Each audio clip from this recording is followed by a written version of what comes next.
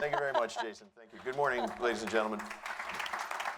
I appreciate your kind introduction, and I owe this esteemed panel an equally kind introduction. I think if you look at the title of this panel, and we raised the question of how science and technology can fuel American business, we've got a good cross-section of some of the most imaginative applications of technology, and also some of the larger corporate names, and also some that you might not expect to see in this discussion about fueling innovation and applying technology. So let me first introduce our panel, if I may, please. Seated on my left is Jennifer Warren. Jennifer joins us from Lockheed Martin, where she heads the Washington group for policy, government regulation, and regulatory affairs. And Jennifer's company is involved in what we'll come to talk about very shortly, but looking to the deep sea for the potential of harvesting mineral resources, is the best way to put it.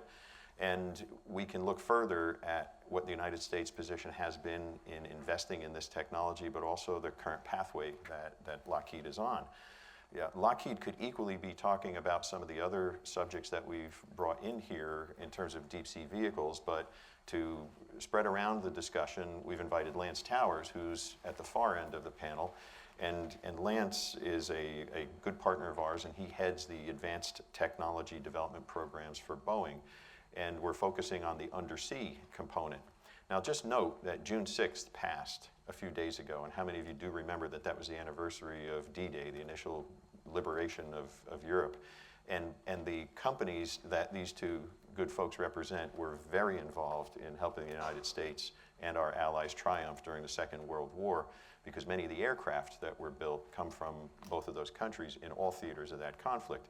So the place that these companies have had in helping to fuel American innovation and American success is deeply established in the past century, and we look forward to their activity in the current century.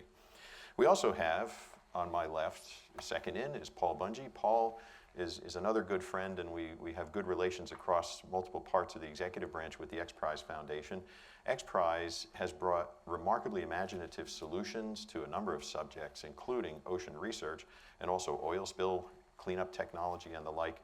And I look forward to Paul's comments about how the challenge of a prize can really be an intellectual engine, and in some cases, without regard to what the financial pot or prize might be, it's just that engine that stimulates American innovation.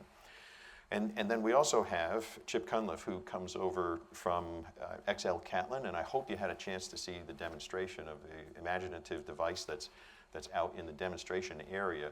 But Catlin brings, along with Chip, of course, a rather innovative approach from an industry sector that we might not expect to see participating in ocean exploration, ocean discovery, and ocean science, and that's from the from the reinsurers area and the reinsurers business. And if you look at the opportunity to do, I'll just say, for example, the right thing for the environment and what corporations choose to invest in, and alternatively, by educating the community writ large, can we reduce our collective societal exposure to insurance claims? If we know the environment and are wise about how we deal with the environment, can we reduce our collective exposure? There are many different layers to this model, and I'm anxious to hear more about that, and I think you would be too. So let me start, and I'm going to work my way down the panel, and we'll begin with Jennifer. Everyone is here for a reason. Everyone is here because their enterprise, their company, sees a value in the science and technology undertaking that you are here to represent. So if I can just start with the most simple approach, I'd like to ask each panelist, what is that component for you? What do you see in the reason why your firm, your company, your enterprise has invested its path in the marine sector? Jennifer, may we start with you, please? Sure. Good morning, everyone. So Lockheed Martin has a bit of a history in looking at the ocean minerals market. We started in the late 70s, early 80s as part of a consortium which brought up polymetallic nodules from the bottom of the sea, 4,000 meters. And so the technology was proven, but not at commercial scale. We have recently re-engaged in assessing that market and are investing in programs to establish regulatory, environmental, and technology approaches to this. So let me kind of go into this a little bit. We're looking at international waters. We're working in the context of claims that have been authorized by the International Seabed Authority in the Clarion-Clipperton Zone, which is a tract, if you like, between Mexico and Hawaii. We are one of several commercial entities with claims that have been sponsored under that intergovernmental organization, as well as many claims that have been sponsored for state-owned agencies and/or operators. And we can come back and talk about the significance of that later. But there's about 18 different licensees, if you like, by the International Seabed Authority. The technology required to be proven at commercial scale still is required to be proven at commercial scale because we're talking about 5,000 meters. So that's very deep, obviously. But since the 70s and 80s, the technology has advanced significantly through the riser technologies for oil and gas, et cetera. But why are we doing this? Once we have assessed the regulatory and the environmental side of this and proven the technology at a commercial scale, the polymetallic nodules are very significant. They are comprised of, in addition to manganese, copper, cobalt, nickel, zinc, and rare earths, and traces of some other metals, all of which are important elements into, it could be the ICT industry, it could be renewable energy. A lot of these minerals are vital. So looking now into something that's a decade down the road is important long-term planning. So that's why we're looking at it. Thank you very much, Jennifer. We'll return to that subject, I'm sure, but I'd like now to turn to Paul and ask Paul, in running a nonprofit foundation and bringing innovation to many, many different subjects, you're discovering a lot of secrets as to what motivates people, right. and in particular in the ocean space. Right. Could you expound upon that, please? Yeah, and maybe a good place to start for those of you not familiar with how the X Prize model works is just at the highest level. X Prize uses incentivized competitions, i.e. we put up a large prize purse for anybody to compete for to solve a grand challenge. Now, when you start looking around the world at grand challenges, you start to realize that the oceans are replete with exactly these sorts of things. Now, one piece to unpack associated with that, though, is this word challenge often gets analogized to problems to be solved. But there's an equally important flip side to that, which are the opportunities to be capitalized on.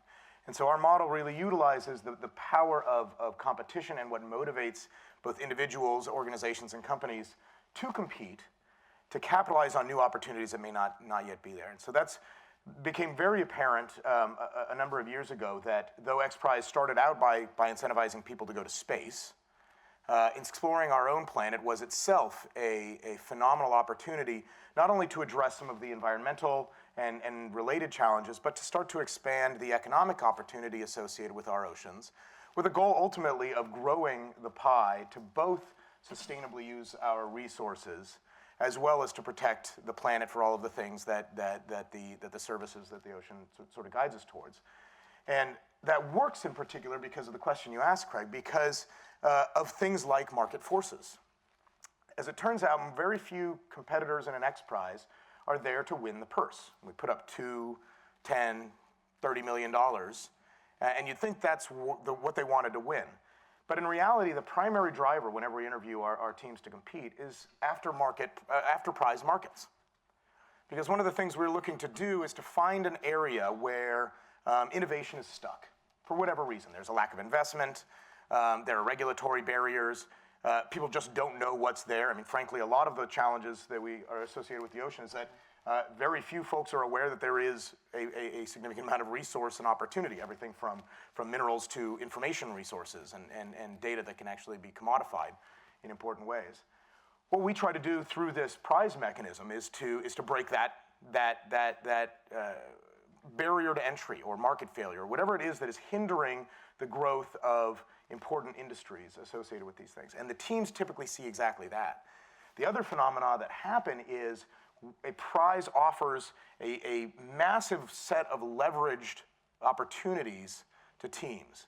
A couple of examples of how that works. Every X Prize we've run to date, when we add up all of the money that teams spent trying to win the prize purse, it's 10 times at least more than the purse itself was worth. So that means if we launch a $10 million prize, or our current prize that will be awarded July 20th, the Wendy Schmidt Ocean Health X Prize, which is worth $2 million, we anticipate that somewhere in excess of $20 million will have been spent trying to win that prize. That's significant financial leverage that starts to reify and to make really plain just how valuable an effort there is. And one of the things that helps to do is attract the attention of others, investors, government agencies that see opportunity, and really prove the point that this is valuable. And then all of our competitors, plus this large suite of partners, NOAA absolutely critical in this effort, become a part of what becomes sort of a growing effort to expand the opportunity associated with whatever industry, for example, a prize might have been focused on. Paul, thank you. I hope that explains a little bit better the understanding to our community here of what the motivation of prize authority will be. And to any of the federal agencies who are out here within this listening community, there is federal authorization to offer prizes. Many agencies have embarked upon that path and have been partners of the X Prize. I know NOAA has and several others. Clearly, it's probably something we could be capable of describing as a less than fully tapped resource. Correct. Yeah, no, that's very good. That's a great point. And please, for anyone who's interested, please do contact me or any of my colleagues. We at X Prize are here to see many, many more prizes utilized by the federal government and others, and we're here to help advise on how to do it best. I'm going to get back to this, but the beginning of X Prize was a space challenge, and we migrated from space into oceans. That's not the exclusivity of the X Prize domain, but I want to tease out a little bit of space and oceans challenge from each of the panelists to follow. But Chip, let's move on down to your activity, which I would describe as quite active, quite rigorous. Many, many sites in the underwater have been imaged and made available with partnerships with Google and the like. But what's probably a great curiosity to many is how an insurer, a reinsurer, which is pretty high and pretty far down the transaction chain, has chosen to get involved in caring and knowing more about the marine area. So could you please explain the interests of Catlin and how you've undertaken this? Thank you. I think one of the main things is that obviously as an insurer we are in the business of risk. The oceans are changing, as we all know. They're getting warmer. That will have an impact on the intensity of storms, therefore have an impact on sea level rise, storm surges. You're seeing the opening up of the Arctic with sea ice loss, and therefore you have the opportunities for exploration and, of course, for cargo and shipping lanes. And ocean acidification will have an impact on fish stocks and doubtless aquaculture. And of course, all those kind of things are likely to impact us as a business. So from our point of view, understanding how our oceans are changing and what will happen to our oceans is important for us as a business anyway. I think the other thing is, another point to make is the fact that insurance tend to only really look at, they look at historical data to price risk for today or tomorrow. So when you are looking to reinsure your car or your home, that will be done on an annual or maybe a sort of biannual basis. And so the insurance industry is that's how it works. We are very much focused on that very sort of quite small area of time. But of course, with oceans and the fact that they're changing probably the quickest in the last 65 million years, the fact that we need to understand that better. And not just for everybody else, but for an industry point of view, we need to understand that better. As I said, we very much look at maybe sort of 1 or 2 years down the line, and we need to be looking 10, 15, 20 years down the line. So from a business perspective, the oceans are very important. And I think that's sort of I'm hoping that's quite an interesting concept. I mean, I think that sort of helps people to understand why we're part of this, or part of the innovation of ocean technologies. And what we've done over the last 7 years, been sponsoring scientific expeditions, firstly to the Arctic for 3 years, where we were focusing on sea ice loss, ocean acidification, and how sea ice loss will impact ocean currents. And for the last 4 years, we've been working on something called the Catlin, or the XL Catlin Seaview Survey. So it's a major program or a scientific program identifying and creating a baseline of coral reef health around the world. In which case, we're able to head back to those different places in 5, 10, 15, 20 years' time to record changes in coral reef health. And you might have sort of identified that the two areas of interest for us, the Arctic sea ice and coral reef health, are two major indicators of climate change.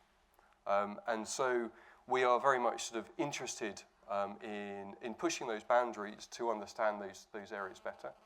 We work with scientific partners. We have a lead science partner in Australia called at the University of Queensland. We work with Scripps here in the US. We work extensively with NOAA, Coral Reef Watch, and the National Marine Sanctuaries. And we're working in Florida and in American Samoa, and we've got another expedition out to Hawaii later in the year. So it's not just about us. It's about partnerships. And the idea is that we use innovative technologies to identify and bring back open source data for scientists to use. So it's not proprietary. And many people or many companies out there, businesses, tend to go out there and undertake their science, but obviously keep it for themselves. And we always hear about scientists asking, we need more data, we need more data. And from our point of view, we need to make that available to as many people as possible. So that's what we're doing. Thank you, Chip. I think that's quite imaginative and also a courageous business proposition for a company such as yours. And we're appreciative of, first of all, you being here, but secondly, what the work is that you are doing. We had a question come in that I know Lance is just about to answer. So before I tee him up with great pressure, I just want to remind folks that you who may be visiting remotely have an opportunity to ask questions through the Ocean Live link. And please send your questions. There's a space on Oceans Live for you to do so, but also if you want to come in a different way, go ahead and use the hashtag CHOW 2015, and your question could be recorded and then sent on up here, and we'll have a chance to ask our panelists whatever you would like. But one of those questions really was almost word for word to my introduction of why Lance is with us here and what he has to offer. I think as many know, there are new and emerging technologies that are out in the ocean community. And what I'd like to ask Lance is, how has your company gone about pursuing that opportunity and looking at what technologies are available? Where and how might you apply them to undersea science, undersea exploration, and many of the missions that surround the public and private sector? Lance, thank you. Thank you for the question. Excellent question. Again, my name's Lance Towers. I have the distinct privilege of running the one business within Boeing that doesn't, where the actual flight path is at sea level or below. Everybody knows that Boeing builds planes, but as part of the Heritage Rockwell acquisition back in the late 1990s, Boeing has been developing advanced technologies for the marine environment for over 50 years. One of those technologies that we started on early on, about 10, 15 years ago, is called Echo Ranger. It's an 18-foot long, yellow unmanned submarine, and I hope nobody breaks out into the song, but it was something that we started early on, and we did some surveys with oil and gas. And then there wasn't that much interest, I'll just be blunt. And then we started about 6, 7 years ago and started looking at what's happening in the world. We noticed that there are challenges in the ocean environment. And we've been doing work for oil and gas, and we've been also doing work for the United States Navy, and we started saying, why can't we just leverage that technology and apply it for other things that are very common? Doing an ocean survey for the United States Navy is the same thing you would do for NOAA. It's just for a different purpose. So we started, since the last several years, we have drastically increased our internal investment. We have a brand new, I call it a pool facility that in Huntington Beach, California, with a large pool that's about 75 feet across, 40 feet deep. It was originally, its claim to fame, it was actually used to support the movie Waterworld. It had nothing to do with the ratings for the movie. But we have a large 40-ton crane. We're putting another 40-ton crane in there. So we really have ramped up the amount of investment there because we see, as a company, we see that the requirements for ocean exploration are skyrocketing. But the available funding is not. So the problem statement is getting worse. So we have to figure out, how can we develop technologies that allow us to conduct the same information or conduct the same missions or collect the same amount of data or more for a lot more, in a lot better cost-effective manner. So that's what we've been really pushing for.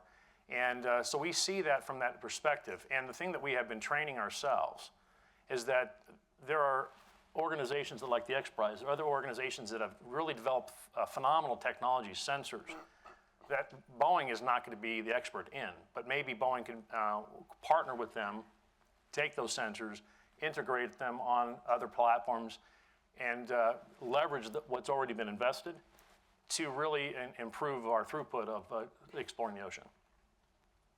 Lance, thank you. I think that the series of comments that each of the panelists has raised identifies a number of challenges that we can go in a layer deeper, and we look forward to your questions on what those could be, and I would like to go in a layer deeper. Let me first offer, though, I'm going to build up to something here, so if you just indulge me for a moment. I come from, as Jason's introduction indicated, from NOAA, National Oceanic and Atmospheric Administration.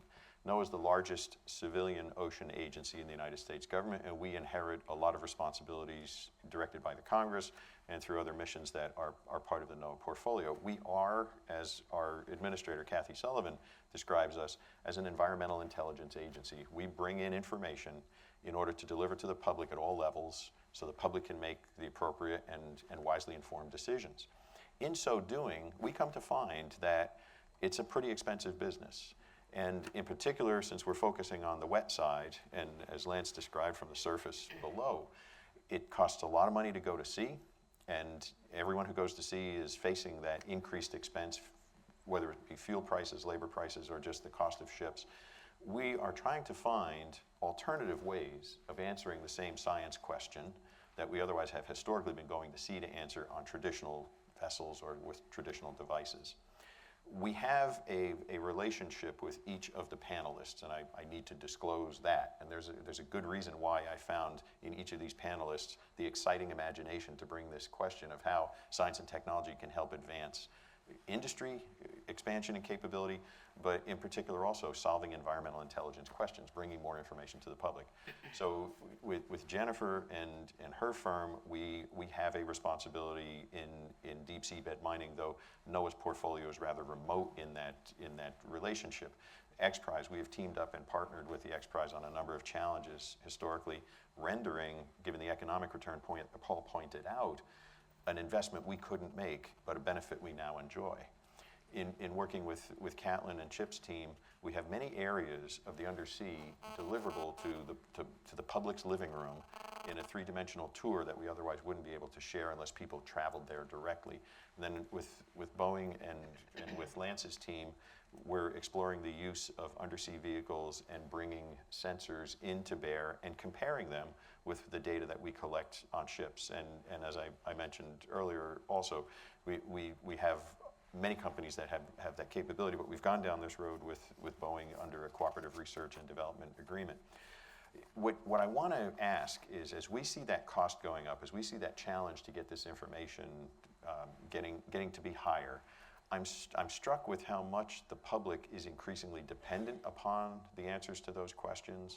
How is sea level rise going to affect me? What is the marine resource availability going to affect me?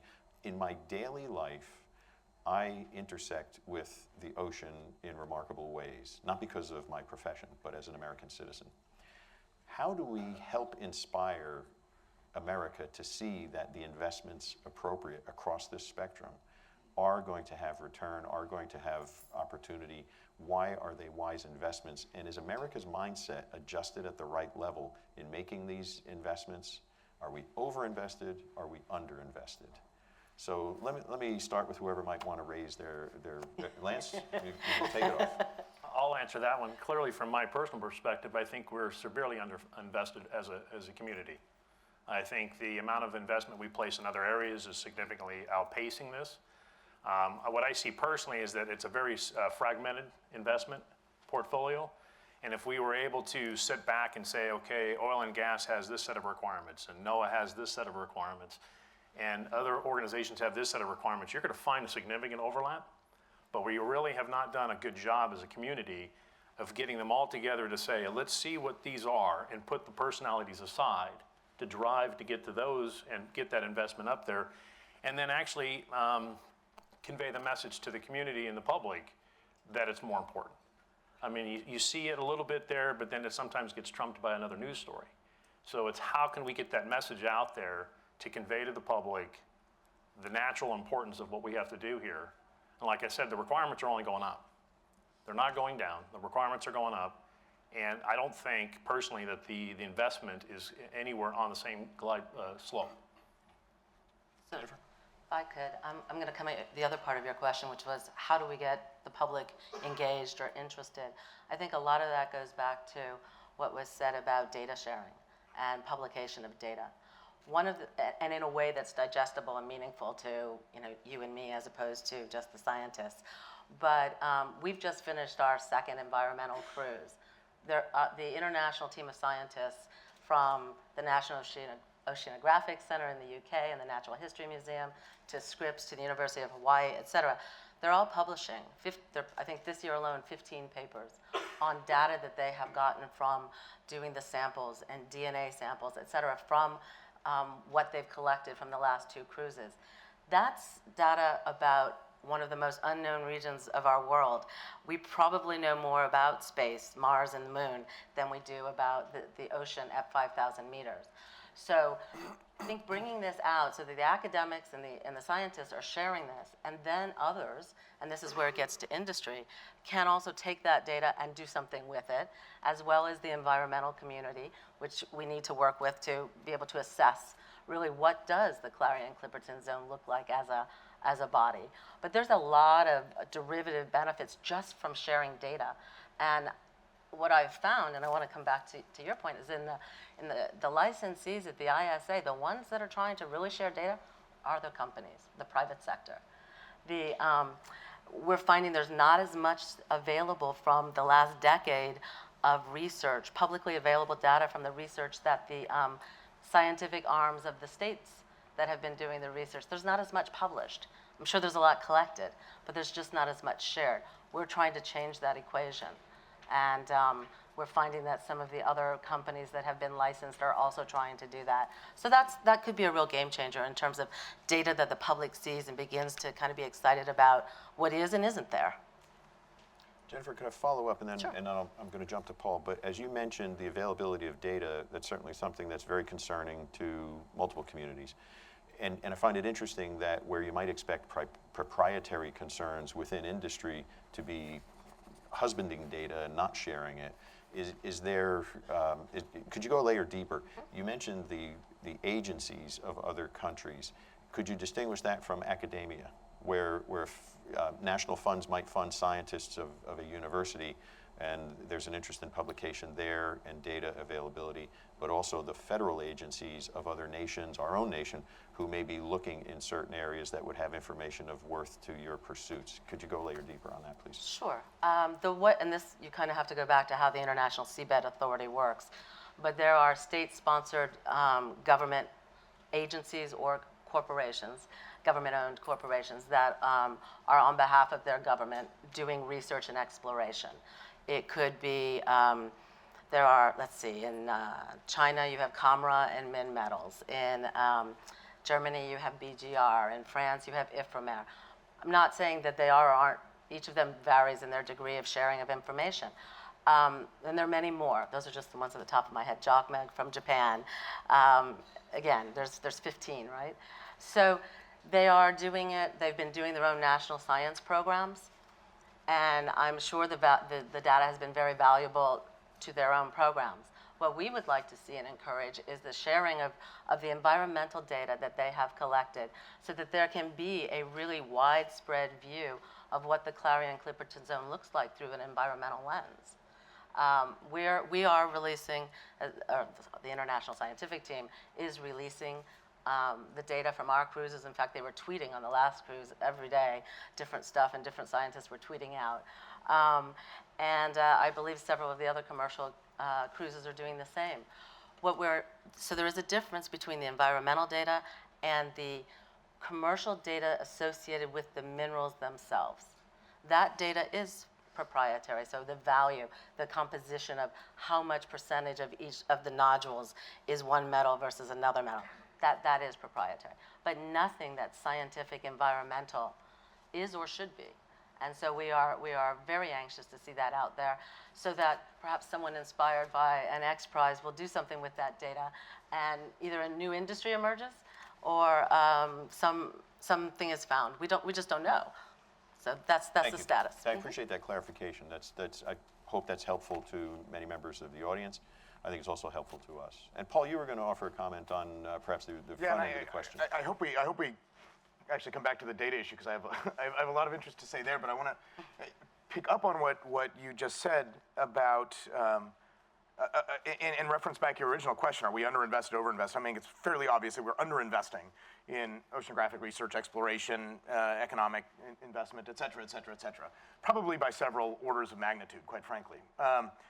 And if you took, let's just look at U.S. government investment in things. Dollar for dollar, the most economic benefit comes out of investing in basic research. This has been well proven. I mean, it's something like 50x economic return on a dollar invested in this sort of thing. How much does that motivate Congress, though, to continue to invest in things like basic science?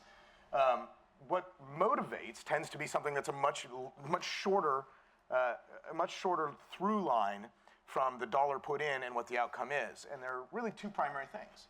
Economic activity, are there jobs? Is there investment made? And whether or not your constituents and the public is excited about something. If you take the first one, economic activity, and and there have been many attempts to sort of ascertain how much is the blue economy worth globally, et cetera. They're almost entirely estimate-based. And some of the best methods for counting up what we know, the sort of reified, internalized global economy, gets to only something like $4.5 trillion a year, which, when you consider the vast opportunity in the oceans, strikes me as woefully inadequate from what's available. But that's out of 80 trillion globally as total world output. But that's primarily because we can't count most of what's happening. We don't know how people depend on the oceans. So we have a lot of estimates of how economic activity is dependent on the oceans. But that what we know is directly related really still only comes from 4 industries as well. About 80% of that $4.5 trillion is oil and gas, shipping and trade, fishing, commercial fishing, and recreation and tourism. What about the data? What about ocean services that are available here? What about mineral resources? What about novel resources, biological resources, things like bioprospecting and such? None of that is represented, largely because we haven't invested in the basics of this. Then on the flip side, the perception things, drawing the analogy to space is a good one because NASA made a very clever decision very early on in its structuring to invest very heavily in education and outreach and public outreach, very heavily. And they were criticized at the time in the same way that NOAA is often criticized for investing in these sorts of things, that it was detrimental to the core mission of science. But the strategic choice was a correct one in that when you do that, then the public cares about your core mission. And the public goes to Congress and says, do this. How many people watched the Curiosity rover land on Mars? Or followed that? That's not the only rover to have landed on Mars. How many of you, Matt, my colleague Matt pointed out yesterday, do you remember when the Hubble Space Telescope needed to be fixed and Congress said, well, this isn't all that great a scientific effort, we're not going to fund it. Children were sending pennies to Congress. I would love it if children would send pennies to NOAA. Not because it's going to add up. But because when that happens, good luck telling a congressman to stop funding something when his school kids in his district are demanding this sort of thing. So I think there's a strategic choice we have to make too. Number one, let's start counting the money that's coming out of this. Let's start counting up the sorts of new services and industries and how that is not as a total sum of dollars, but the return on investment you're getting. Because things like mineral resources are exponents above the kinds of investment that we're putting in there. The opportunity is vast. And let's start investing very explicitly and strategically in turning the types of information we have into something, to your point, that is usable, interesting, effectively communicated, right? I mean, there's tons of data, but try finding it in a way that I can show to my kids at home easily, and you see the disconnect. And I think that's not something too hard to correct. Paul, at many levels, thank you. And I'm a nonprofit, so we don't get any material benefit out of this. It's good for the world. Chip, was there anything you wanted to add to this I think layer so. of the discussion? I know that President Kennedy in the 60s basically challenged the US, I suppose, to land on the moon and know your ocean, more. That's right. You did the moon. That was good. Well done. I think we're all probably in the same boat, if I can use that analogy, where I think it's very difficult to engage people in the ocean because you can see the moon.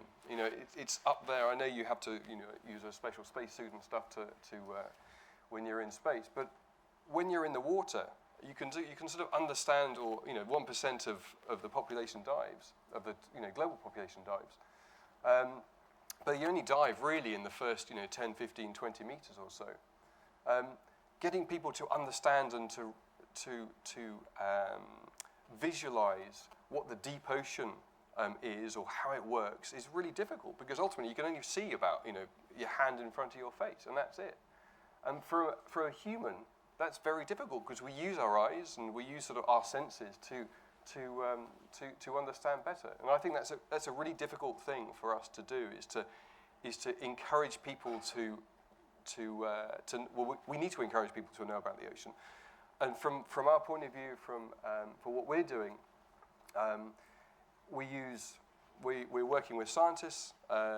We use innovative technologies, but of course, what we try and do is we try and have a narrative around that as well. So we work with media partners. We work with Google, for instance. So all the imagery that's used by the scientists for the data that we collect is then sent to Google, and you can now dive the Great Barrier Reef or the Coral Triangle or Galapagos Islands or whatever in Google Street View.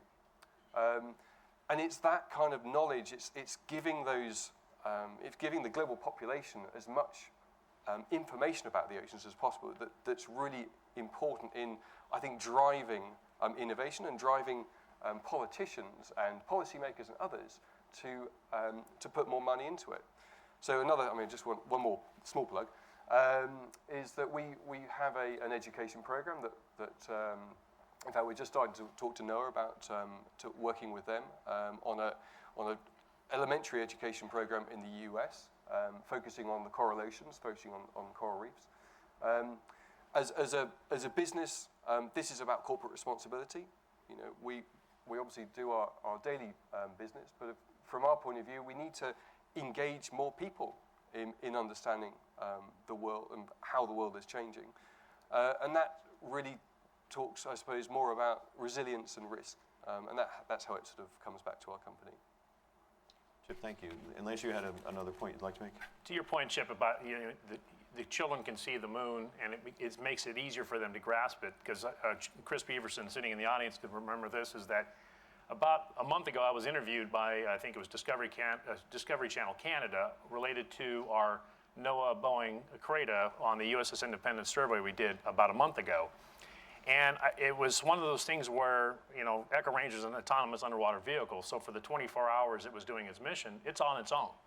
You're not talking to it, you're not driving to it, driving the vehicle. And the interviewer kept asking me, so what were you doing when you launched the vehicle? What were you doing? And I said, well, we were doing nothing. We were either resting, we were either reading. And he goes, no, but seriously, what were you doing?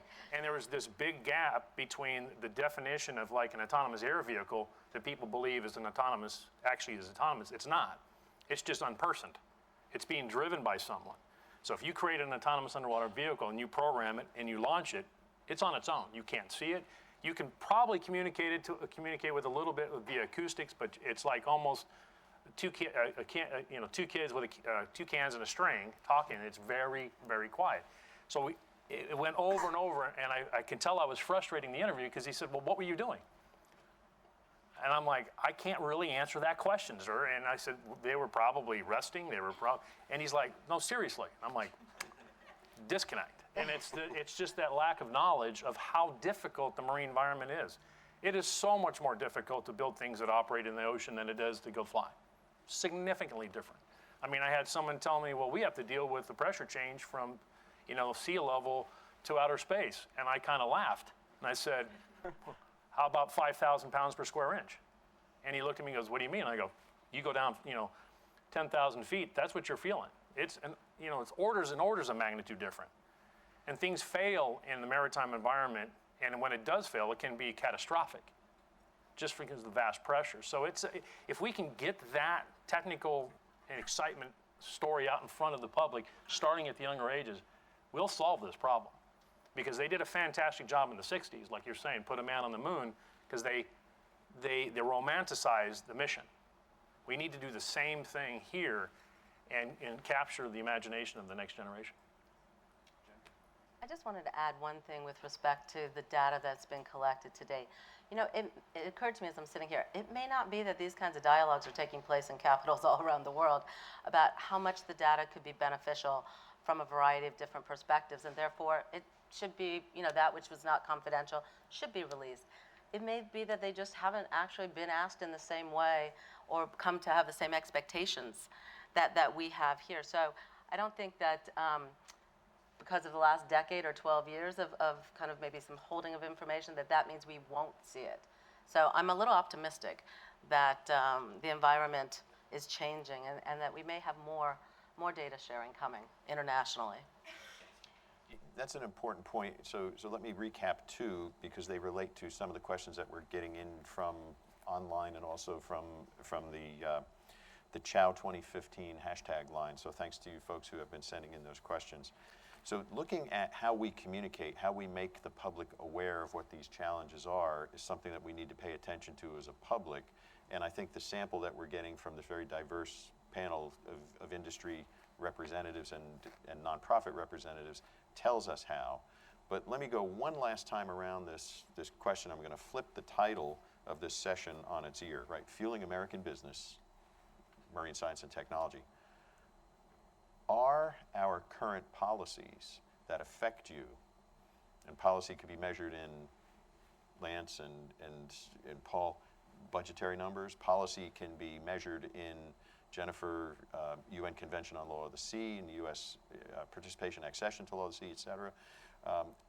Are our policies really fueling American business in the ocean front?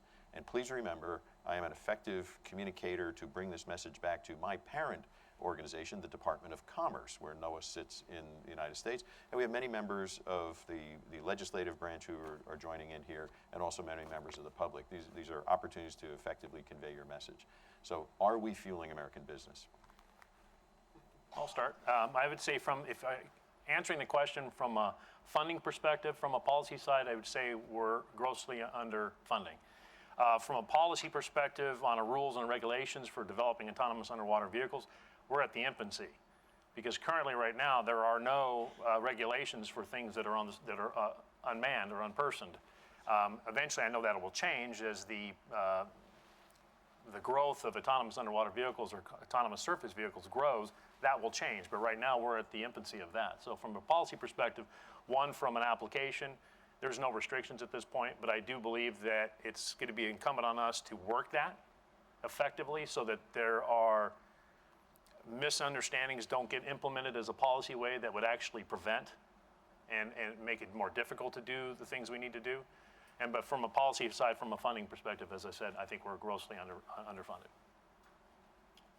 Perhaps we could just go right down the line. Chip, something you want to add on this? From my point, I'm a Brit, so I. Are you? Yeah. Seemingly so. So from my point of view, I can't necessarily answer that question. I think that one of the things I would say is that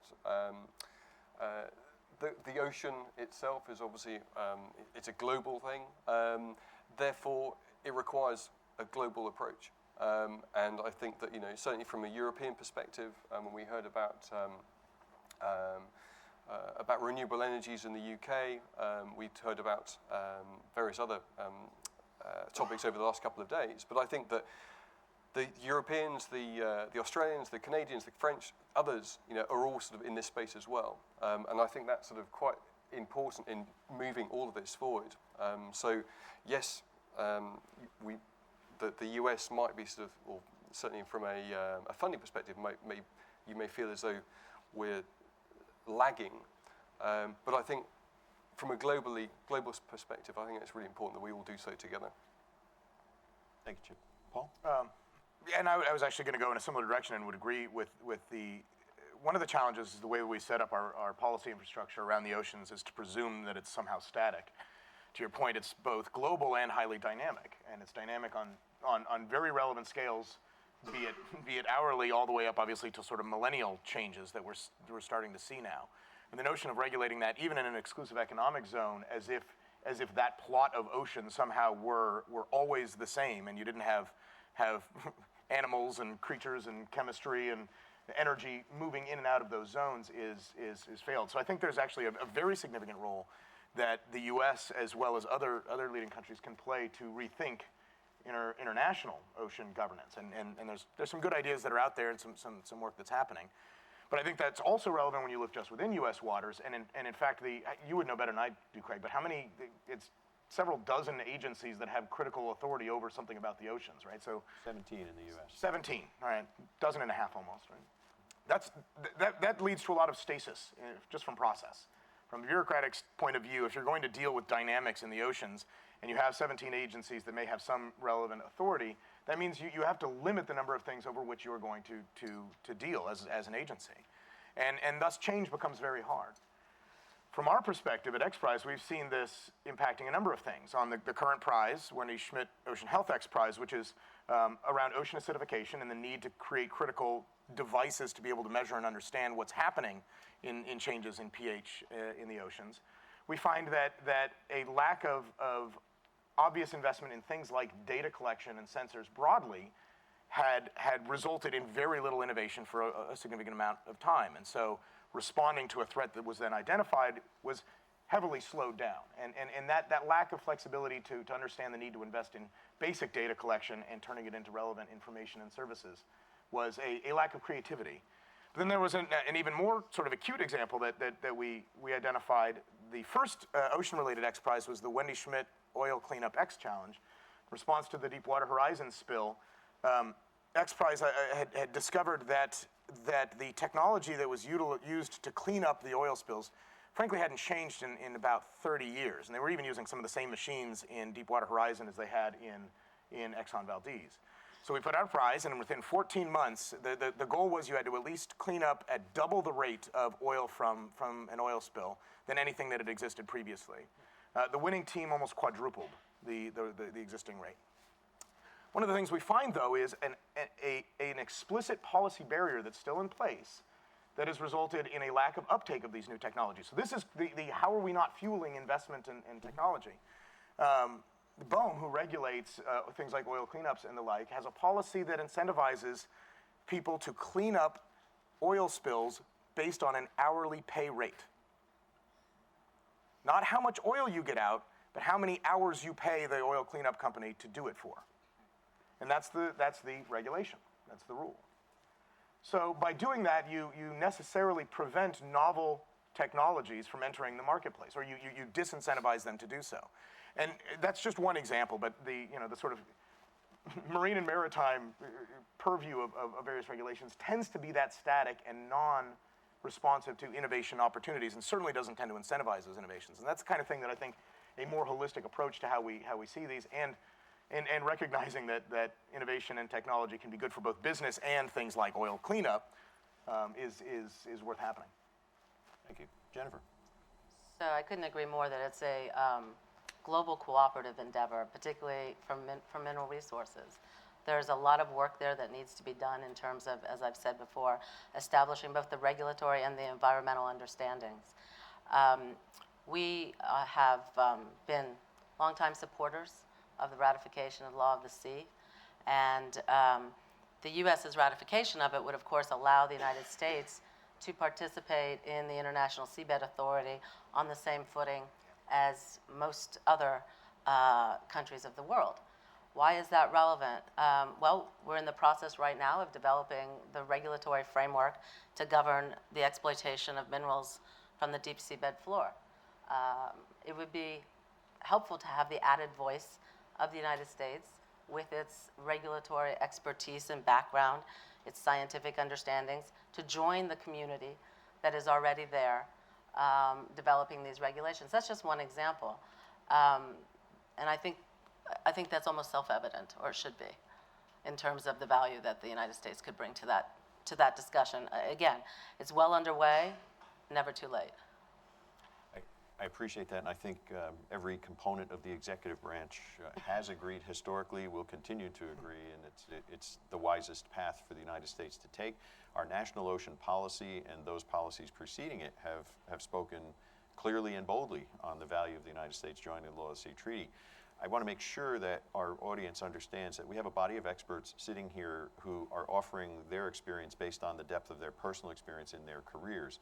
So I'd ask you please not to attribute any statements that they make to the corporations or the enterprise that they represent, but clearly I can, as the view of the executive branch, which strongly endorses joining the Law of the Sea, and really I think it would be a wonderful discussion to have in a future panel as to what are the reasons not to, because they seem to be outweighed by the economic opportunities that present themselves to American business, to a further development and understanding of conservation principles, et cetera. So many rightful paths that we can take in the future here. We've had a number of questions come in, and I appreciate those folks who have sent them in, both in the room here and then online at the hashtag CHOW 2015. And I clustered them into bundles that I think make a lot of sense, and they're very resonant with the questions that we've been dealing with and discussing. So I'll start with one because it seems to be the tie for first place in heaviest interest. So Jennifer, you and Paul right now are tied, but it doesn't leave Chip and Lance out in the interests that they represent. We have a lot of things we want to solve. We don't seem to have a mindset that gives oceans, ocean conservation, ocean science, the clarity of understanding in the public's eye. So maybe it's because of the way we choose to communicate ocean information to the public. And are we starting earlier enough? Several folks are aware that we've had the presence of the octonauts.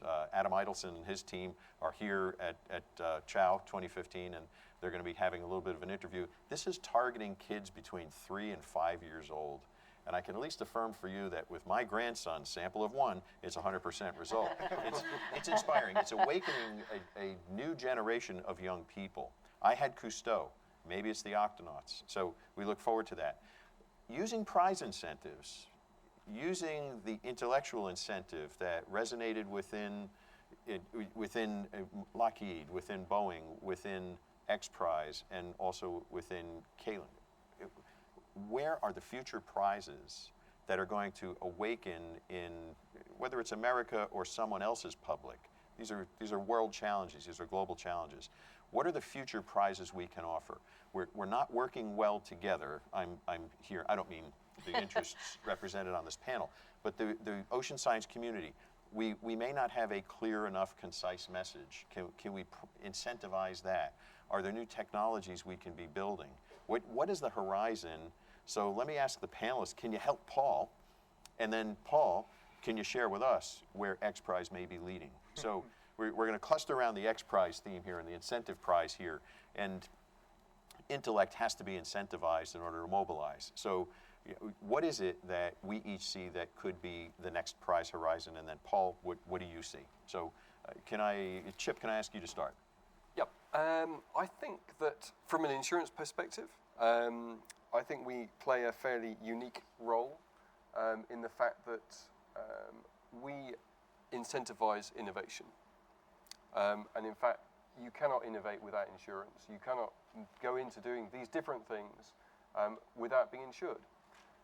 And therefore, part of this is about communicating within my internal, or in our industry, about what's going on. But I think it's also a case of governments and NGOs can do so much in moving things forward. But actually, when it comes to the actual crux of things going on, unless you have insurance to do things, then you can't do it. Unless, of course, you're very, very rich and you can self-insure. But I think that's where the insurance industry can probably play a part. I'm going to return to that, but let me give the panelists a further opportunity to offer their opinions. Jennifer? Yeah, I'm trying to think that through. I think trying to figure out a way for the environmental and business community to partner together in this. And this is my personal view. But really trying to figure out how to make the deep seabed minerals business access, whatever the best term is, the resources, access to the resources, a reality, I think is going to be a needs to be a collaborative effort but all the groups are going to need to actually want to work together and feel comfortable working together. So finding a method to bring that collaboration in a way that's comfortable for everybody, I think is something that requires some, perhaps, imagination. Multi-stakeholder processes are in place for a lot of different topics, whether it's the internet governance. So also, the International Seabed is doing its efforts to develop its regulations through a multi-stakeholder consultative process. Again, enhancing that, I think, could be very valuable for all of the constituent interests to come up with a successful, sustainable solution. Jennifer, your comment is resonant with a question that somebody asked, but I'll turn their question, since you're answering it, into an affirmative statement. Someone in the room offered that private foundations invest at least $300 million per year in marine conservation and related activities. So though we may recognize that federal funding through private citizens via the federal government may have a value proposition, there's also an exceptional value proposition coming in from just the willingness of members of the public to contribute towards this cause. So that may give us further incentive to figure out how to best target and channel some of those efforts. Could I take an opportunity to mention or respond to that? I think that's a great idea. I want to clarify what we are doing. We've centered our business, a little backdrop here, we've centered our business in the UK. Our Lockheed Martin UK company that's been there over a decade established several years ago a subsidiary called UK Seabed Resources. There's no government funding, there's no public funding of our business assessment and our efforts to date. And I just want to clarify that. So the public funding discussion, it has not been an element for us. As I said, it's all Lockheed Martin development. It's not part of any government program, UK or US. So that's very interesting about the foundations. Please come see me at the end of this program. I'd be happy to talk with anybody about that. Lance, how do we further incentivize?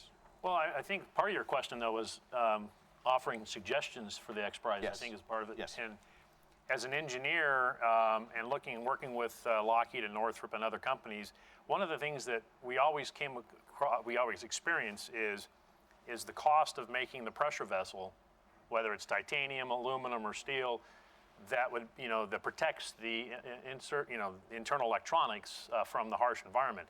If there's a way to make a pressure vessel in a very rapid approach that can really reduce the cost, I think that one single change right there, it's not an electronic or a specific sensor, but it's coming. If you can come up with an approach that you can make pressure vessels rapid, large ones, and that can withstand significant pressures, I think that would be a massive game changer for expanding technology and advancements in the ocean.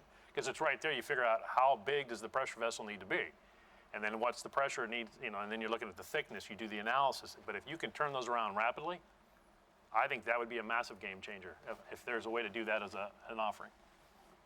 I like that. Can I respond to both Lance and Jennifer? But Lance, actually, one of the prizes and challenges and such, which, as Craig pointed out, the federal agencies have authority to utilize under the America Competes Act, are phenomenal. And there's other related tools as well. And they could respond, and in fact, prizes are very often used by corporations to solve nominal problems that they have. One related tool that you can use is something like an advanced market commitment, where you literally say, if somebody built or created a material that had these characteristics, this cost, this pressure, et cetera, we guarantee we will purchase X amount of this. That's exactly the type of incentive that a lot of people will respond to. Then what you'll get is all the people that are doing carbon nanotubes or advanced graphene or other sorts of materials, not thinking about putting them into people's bodies alone or into space alone, but into a new industry. So there's lots of ways of actually doing that. Even if it's not an X Prize, it's definitely prizable, for example. And I think that's actually great. The other thing, and this was just taking off of our conversation about economics, getting to your point about businesses and environmental interests working together. When I look at the lack of investment and the lack of sort of holistic economy associated with the oceans, that also strikes me as a remarkable opportunity to get it right. Which is to say, if we incentivize and structure up the blue economy in a way that is both environmentally and economically beneficial, then we're doing something that most other industry groups have had to retrofit in response to the environmental challenges that we learn as a result of our economics. So I think that's a really neat, it doesn't mean I have the answers, but something we can structure the future to look like that. And that's essentially what incentive prizes do, right? Which is to say, here's the goal, here are the rules associated with it. Those rules could be no environmental harm, et cetera. Whoever accomplishes that wins. And then you get the benefits of competition. We've seen this work so well that the X Prize Foundation has made a commitment to launching, over a course of 10 years, 5 ocean-related X Prizes. We've launched 2 already, we're gonna launch 3 more. And to your point, Craig, we're all ears. I'm not going to presage where we're going next, but please sign up for our newsletter and you guys will be the first to know. Or if you really want to become my friend, buy me a drink and I'll tell you where we're going. I think a couple of things are charming to me based on what I've heard. First of all, seriously, I think Paul and his team are very willing to hear ideas that people may have for where to go. In fact, we participate in a number of workshops where we try and help stimulate that idea and stimulate that thinking. Lance's challenge, I go back to, and I recall being in one of the earliest dives I had in a deep sea submersible, which was just purely exciting. I remember doing the math as we're on our way down, because you have a lot of time on your hands on the way down. Whether you're waiting for an autonomous vehicle to do its work or whether you're waiting to arrive at the bottom, only the pilot is busy. And I remember calculating that were I to have a fully charged scuba cylinder, how many scuba divers in this room right now? Okay, that's kind of what I thought, and that's really good to see. But a fully charged scuba cylinder would implode at the depth we were headed to operate at. So that was very definitely an awakening for me to understand the relative engineering challenges for the equipment that we were able to utilize there. I'm realizing that we're within about 8 minutes of closing. We have a number of conversations that we could continue to keep going on here for hours. I'm going to try and sprint through a couple of questions and ask the panelists if they'd like to respond to these. One in particular, and I think it's very important that the public have a positive understanding of this, it would go back to the deep seabed mining activities and the nature of standing up a business and industry, prosecuting targets, and doing so in an environmentally responsible manner. So many questions came in on that. And Jennifer, would you care to offer an opinion on that range of subjects? I'm sorry. How do you do it in an environmentally responsible manner? That's what we're working on. That is why we have started with our environmental cruises, developing a benthic baseline to really understand what is there. We're working to develop a DNA-based, trying to think of the right word, DNA-based sampling, if you like, of and taxonomy, that's the word, taxonomy of what we find, what the scientists find in terms of the microfauna at the bottom of the sea, so that we can begin to have an overview, not just what is in the areas that we have been licensed to explore, but also what, hopefully through the release of other data, what does the ecosystem look like in other claim areas across the Clarion-Clipperton Zone? So we focus first, and we have more cruises we'll be doing, obviously. We've only had our license since 2012, and we've completed 2 cruises to date. And to give you the context, I use cruise, and this is not 7 Seas or Caribbean, right? These are 37 scientists, technicians, et cetera, from around the world, and then crew that are at sea 30 some odd to 40 some odd days, 4 days from any shore, and they are doing nothing but 24/7 box cores and all these ROVs and all these different test runs and dives of things to bring up all of these samples. I mean, a cruise is a significant investment of time, resources, and is entirely focused on the environmental. We have brought up through the box cores, obviously, some nodules to assay to see if the data that we have from 35 years ago remains accurate. It is. So the minerals don't change much in 35, 40 years at the bottom of the sea, for what that's worth. So our effort is focused on defining the environmental systems and the ecosystem down there. That's what we're doing first. In parallel, we're working on the regulatory environment, as I mentioned before. And then we'll be advancing the technology. We have obviously what was used from 35 years ago, There are vast improvements in some of the different components at the bottom of the sea. Then we have the transport. If you think about it, it's collection from the bottom of the sea, transport to land, and then processing on land. It's a huge, this may not sound great to everybody, but materials handling, a logistics issue, right? So that's what we're looking at, and that's what, after we finish assessing the first two elements, we'll be moving into those areas more deeply. Hope that. Thank you. Funneling through these questions, once again, finding the common themes and the major pathways of discussion.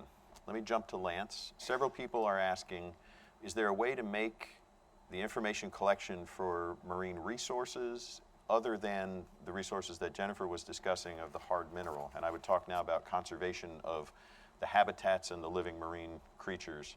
Is there a way to look at building a model to make that less expensive than our traditional, which one could possibly argue has not really changed since the Second World War in a major extent? We go to sea in ships and we deploy equipment from ships. Sometimes we wait for that equipment to return. Sometimes we go back to sea to pick it back up. Lance, would you like to take us down that road?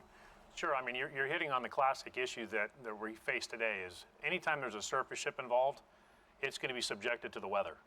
I mean, if the weather turns bad, the surface ship has to go back into port, or it has to go to an area and loiter to wait for the storm to pass.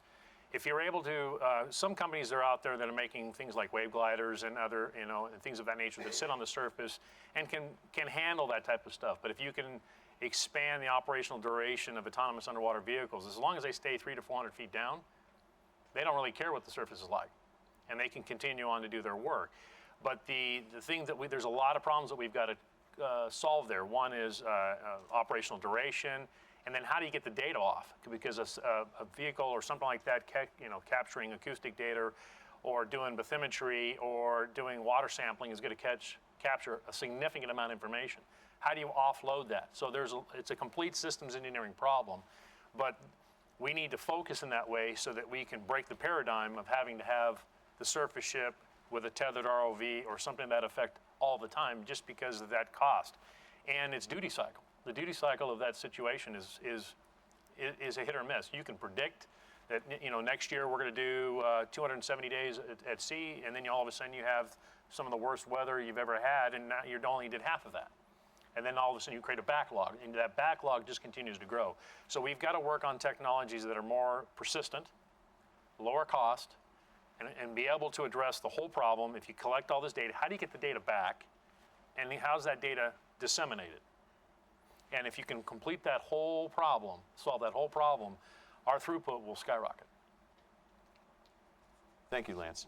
As we close in now, I just want to do a little bit of a recap here based on what we've heard. If we've not been able to compress your question into a pool of other similarly worded questions, I apologize, but I do appreciate the fact that folks were offering their views.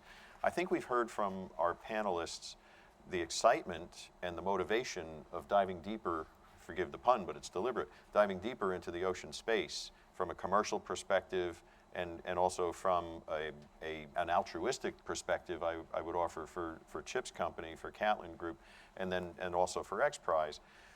But I think I'm also hearing that we've not been effective outside the zone of those focused people in these different industry or professional sectors. There's obviously a business model that we can anticipate that Lockheed is looking at. We can anticipate that Boeing is looking at. We understand that, and we need to make sure that the public can better understand that there's a public intellectual or quality of life business model that we should be looking at. And by looking through the technology opportunities that are represented on this panel, we could probably overall lower the cost to society of those informed answers. But the question, and I got several of them here, how do you motivate society to understand this? And at least what comes to me is the realization that we must not yet be completely effective in how we're choosing to communicate that. So I'd ask every member here who's part of whatever community you come from to be thinking about how you can make that change a little bit. How can we become the next octonauts and reach people, regardless whether they're from 3 to 5 to 7 years old, or whether they're the adults who are making public decisions to really understand the value of it. These good people have been very effective in convincing their very diverse constituencies in their corporations, in their membership, in their organizations. We need to be doing this to a wider public. And I'd like to offer that charge to everyone here who's listening, visiting, attending. But before we end, I want to say to everyone here on this panel, Jennifer, thank you. Paul, thank you. Chip, thank you. Lance, thank you very much. You folks are wonderful partners, and you've been wonderful panelists. I dearly appreciate your efforts. Thank you. Thank you, Craig.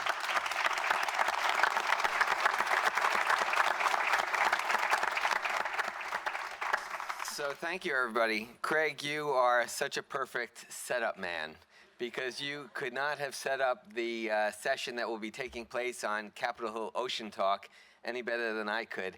And a couple things I want to say about the session. You're all welcome to stay in here and watch it, but it's exactly on this question. How do we take these technological issues, these technological innovations, and communicate them better to a broader audience, starting with the 3 to 5-year-olds?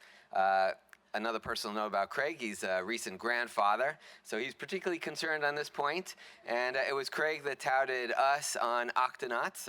I'm not a grandfather yet, and so I knew nothing about them. But we have Adam Idelson, who's the supervising producer of the Octonauts on the Oceans Talk panel. We've got Rob Burke, the executive producer of Curiosity Stream, on that panel. For those of you who don't know, well, let me just say, we in the Sanctuary family are very familiar with the concept of using a much more well-known comparison for what we do. So we refer to ourselves as the underwater national parks of the United States, because everybody knows the national parks. So Curiosity Stream refers to itself by comparing itself to Netflix. And according to Rob, he says, we are Netflix for the incurably curious. That's a little too much of a tongue twister for me, so I would just say it's Netflix for nerds. Because what they do is a lot of streaming of documentaries and nonfiction. And so we've got Rob as the executive producer of Curiosity Stream on that panel. And then if you haven't gotten enough of Lance, Lance is also joining that panel. And the title of that panel is Driving the Yellow Submarine. And I understand, Lance, you didn't want us to break out into song here, but you guys will be closing that session with a rendition of the Beatles number, a good cover, right? So all that set up, watch the panel. I will make a plug for our bookstore. It's the last day of CHOW, so we've got nice discounts at the bookstore. We've got Jean-Michel Cousteau books. We've got signed Brian Scarry Ocean Soul books. We've got Chris Palmer's books for sale. Chris gave us a special inscription for CHOW 2015, and so if you're not watching the show, hopefully you're opening your pocketbooks. We'll see you at 11:15 for our closing keynote speech.